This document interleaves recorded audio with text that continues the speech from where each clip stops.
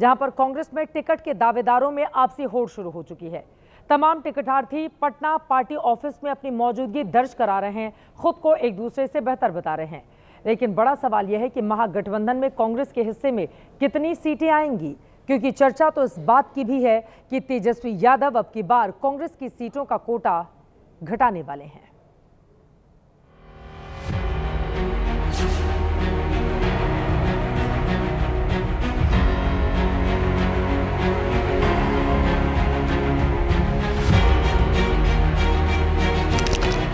पटना के कांग्रेस दफ्तर में काफी चहल पहल है, भीड़ भाड़ है। ये तमाम जो लोग आपको दिख रहे हैं, ये सब के सब टिकट के दावेदार हैं, विधानसभा का चुनाव लड़ना चाहते हैं।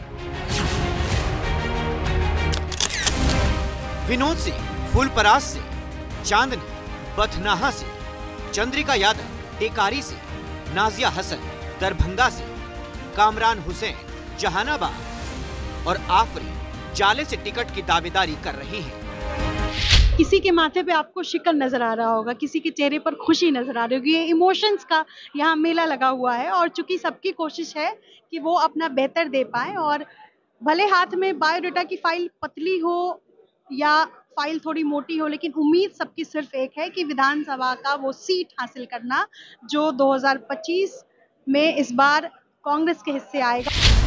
100 से ज्यादा लोगों ने अपना दावा पेश किया है, पार्टी के प्रति वफादारी का बायोडेटा पेश किया है। समस्तीपुर जिले की कल्याणपुर सीट से टिकट चाह रहे रवि रोशन तो बायोडेटा के नाम पर मोटी सी किताब ही बनवा कर ले आए। पूरी किताब उठा कर ले आए हैं। हम अभी तक जितने क्रियाकलाप किए हैं नेहरू युवा केंद्र से जुड़ करके, ये सब है हमारा क्रियाकलाप। जिस तरह राहुल गांधी जी दिखाए हैं मीडिया के सामने, इस तरह उस तरह हम भी दिखा रहे हैं कि देखिए हमारे क्रियाकलापों को। इसी तरह एक एक सीट से कई दावेदार पहुंचे थे। फूलपरास सीट से विनोद कुमार सिंह और ज्योति झा दोनों ही दावा कर रहे हैं। इस सीट पर अभी जेडीयू का कब्जा है। पिछली बार इस सीट पर कांग्रेस हारी थी। फूलपरास सीट को जीतने के लिए फूलपरास के माटी का बेटा चाहिए, माटी से जुड़ा हुआ व्यक्ति चाहिए। और चूंकि मैं 2015 में इंडिपेंडेंट लड़ के भी तीसरा पोजीशन पे रहा था। ये आपको क्या लग रहा है, दोनों में से कौन चुने जाएंगे? जो पार्टी का जो निर्णय होगा हम लोग को मंजूर है।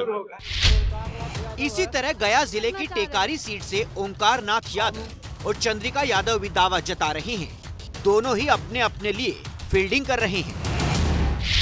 कहाँ से लड़ना चाह रहे हैं? हम टेकारी से लड़ना चाह रहे हैं। लड़ना है टेकारी से। और पार्टी में हम बहुत पुराने, समझिए 72 में प्रखंड अध्यक्ष थे, जिला अध्यक्ष 8.5 साल। इसके बाद पार्टी का कार्य कर रहे हैं। पार्टी का जो निर्णय होगा। इसी तरह दरभंगा की जाले सीट से टिकट की चाह लिए बुरके में आफरीन भी पहुंची थी। पति पत्नी दोनों ही इस सीट से टिकट मांग रही हैं, किसी को भी मिल जाए। हम डॉक्टर हैं, सबकी सेवा करेंगे, फ्री में इलाज करेंगे, कैंप लगाते हैं, सब कुछ करेंगे। पति भी आपके दावेदार हैं, आप भी दावेदार हैं, घर में युद्ध तो नहीं होगा ना? 2020 के विधानसभा चुनाव में कांग्रेस 70 सीटों पर चुनाव लड़ी थी। तब जीत महज 19 सीटों पर हासिल हुई थी। कांग्रेस का दावा इस बार भी 70 सीटों का है, लेकिन सूत्र बता रहे हैं कि तेजस्वी यादव कांग्रेस को 50 के आसपास सीटें ही देना चाहते हैं।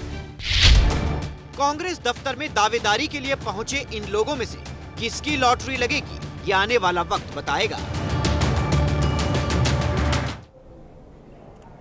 खबरों में आगे बढ़ते हुए 2009 में आपको याद दिलाते चले, एक फिल्म आई थी 3 इडियट्स।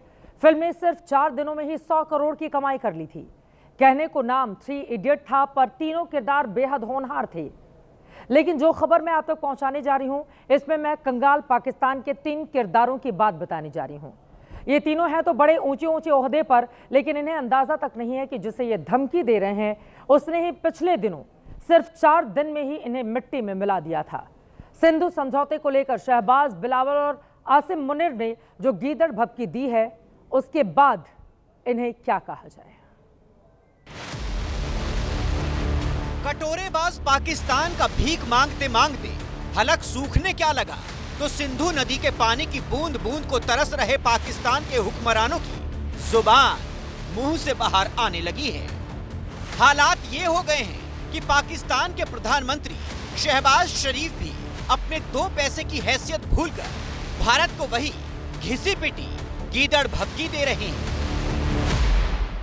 मैं ये बताना चाहता हूं आज दुश्मन को कि अगर तुम हमारा पानी बंद करने की धमकी देते हो तो ये बात जहन में रखना कि पाकिस्तान की एक बूंद भी तुम पाकिस्तान से छीन नहीं सकते। आपको बता दें कि पिछले करीब 3 दिन में पाकिस्तान की ओर से जुबानी अटैक तेज हो गया है। 10 अगस्त को अमेरिका की धरती से पाकिस्तान के आर्मी चीफ आसिम मुनीर ने भारत द्वारा सिंधु नदी के पानी पर बनाए जाने वाले बांध पर 10 मिसाइलें दागने की धमकी दी है।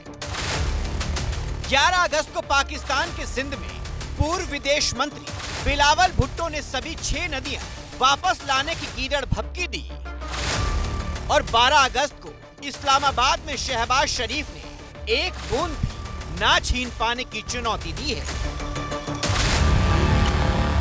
चाहे पाकिस्तान में पल रहे आतंकवादी हों या पाकिस्तान का फील्ड मार्शल आसिम मुनीर या फिर सियासी पैंतरे दिखाने वाले बिलावल भुट्टो, हर कोई भारत को धमकाने की कोशिश तो कर रहा है, पर भूल रहा है कि ये धमकी पाकिस्तान की बदनसीबी की नई वजह बन सकती है। भारत की सेना भविष्य की तैयारियों में जुटी है, तो अभी जवाब देने के लिए देश के कद्दावर नेता खुद ही पाकिस्तान के दुस्साहस पर करारा जवाब दे रही है। ब्रह्मोस है हमारे पास। इंडस वाटर ट्रीटी को सरकार ने अबेंस में रखा है। अब अबेंस में रखा है तो बजाय उसके कि आप थोड़ा तब्दीली दिखाते, आप धमकी दे रहे हैं, तो धमकी का असर कुछ नहीं होगा भारत के ऊपर। अब बहुत हो गया। ये तो क्या बोलेंगे, इनके जो बहुत पहले थे जुल्फिकार अली भुट्टो, और उसके बाद ही had to eat his words. तो मैं समझता हूँ कि कुछ बोलने से पूर्व उसका इम्प्लीकेशन क्या क्या हो सकता है, इसको जहन में रखें तो बेहतर होगा। धमकी कौन देता है? जो कमजोर होता है। पाकिस्तान का हमारा कोई मुकाबला ही नहीं है। अगर इस जंग को पीओके पर कब्जा लेकर के बंद किया होता तो न जनरल आसिम मुनीर की औकात थी, न शहबाज शरीफ की औकात थी, न किसी और की औकात थी। पाकिस्तान को हमेशा याद रखना चाहिए कि आखिर क्यों पाकिस्तान सिंधु जल संधि स्थगित हुई है, क्यों ऑपरेशन सिंदूर स्थगित है और अभी खत्म नहीं हुआ है। उसकी सेहत के लिए यही अच्छा होगा।